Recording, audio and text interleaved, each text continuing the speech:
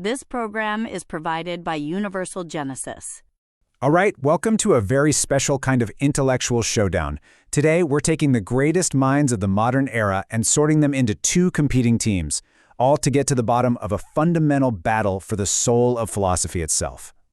You know, the entire massive conflict of the modern era, it really boils down to this one powerful question. This was the first time in history that thinkers started to seriously ask, hey, what if we could understand the whole world through rational, scientific explanation alone? No more myths, no divine stories, just cold, hard reason.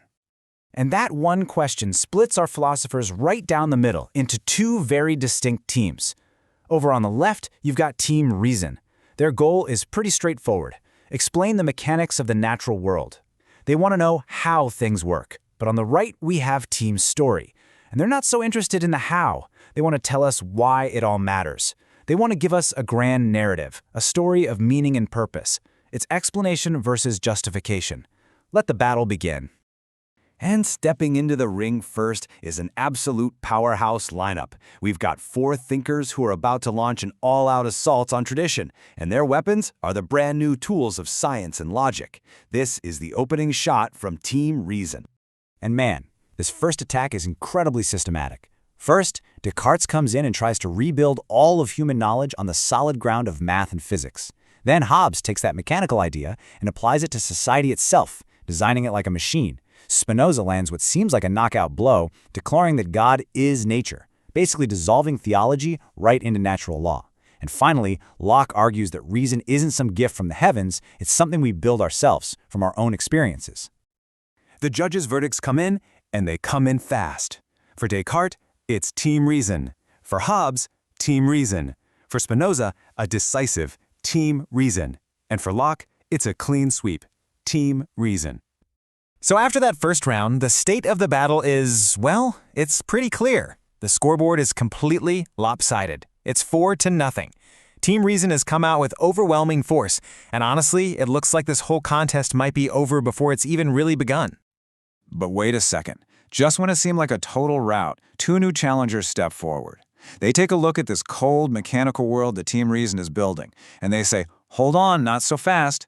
Team Story is about to make its move. And their counter-arguments are just fascinating.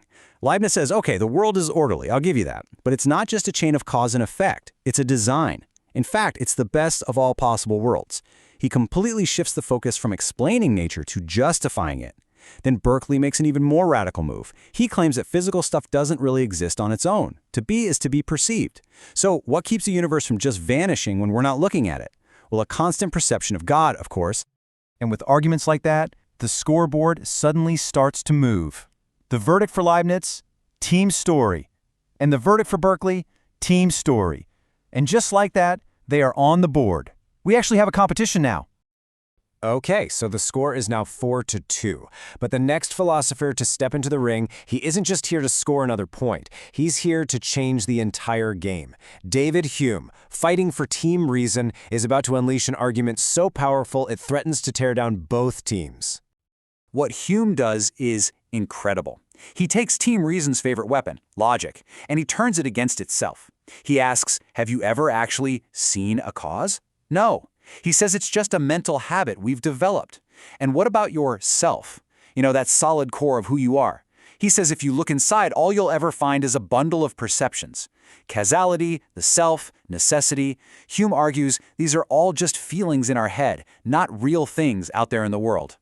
And all of this leads to this absolutely devastating conclusion. Hume effectively says that yes, science can explain how the universe works, particle by particle, but it can never ever tell us why. It can describe all the facts, but it can't give us any meaning or justification. He basically uses reason to drain the entire world of purpose. So where does a guy like Hume end up? Well, in his quest to explain everything without a story, he ends up dismantling the very idea that a meaningful story is even possible. This is the purest, most extreme version of his team's philosophy. So the verdict is the loudest one yet. Team Reason. You know, Hume's argument is such a bombshell, it practically breaks the game. It forces us to just pause for a second and take a closer look at the rules of this whole battle. We need to consult the judges' table and ask who set these rules and what exactly is the standard we're even using here. So here's the thing. Our original judge, the historian Johann Jakob Brucker, he's the one who came up with our sorting criteria. But he didn't live to see the end of this fight. So for our final contestants, the rulings are coming from a virtual judge, which is just strictly applying his original standard. Are you explaining nature as it is, or are you telling a story of meaning? The rules are the same, but Hume has pushed them to their absolute limit. All right. With the rules clarified and the stakes higher than they have ever been, we're entering the final and most complex phase of the battle. The great German idealists are arriving on a scene of total chaos left behind by Hume, and they're going to try to put all the pieces back together. Immanuel Kant comes forward with this groundbreaking compromise. He doesn't even try to refute Hume. Instead, he builds what you could call a two-household solution. In one house, the world of science, Team Reason gets everything it ever wanted: causality, physics, natural law. That's Hume's world. But in a completely separate house, the world of meaning, Team Story gets its own protected space for things like morality, freedom, and God. So this leads to a verdict we have not seen before in this competition. By creating these two separate, protected territories for both explanation and justification, Kant manages to save both sides from wiping each other out. The virtual judge's ruling is, both teams. But our last two philosophers, they completely reject Kant's truce. Fichte just tears that wall down, arguing that the world is literally a creation of the active self, that our consciousness creates reality. Then Hegel takes this idea and blows it up, arguing that reason isn't some static thing. It's a force that unfolds through the grand story of human history. For these guys, the explanation is the story. This is the final, ultimate push for Team Story.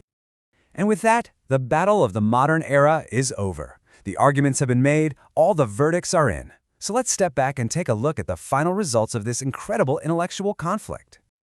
So here's a quick play-by-play of the entire fight.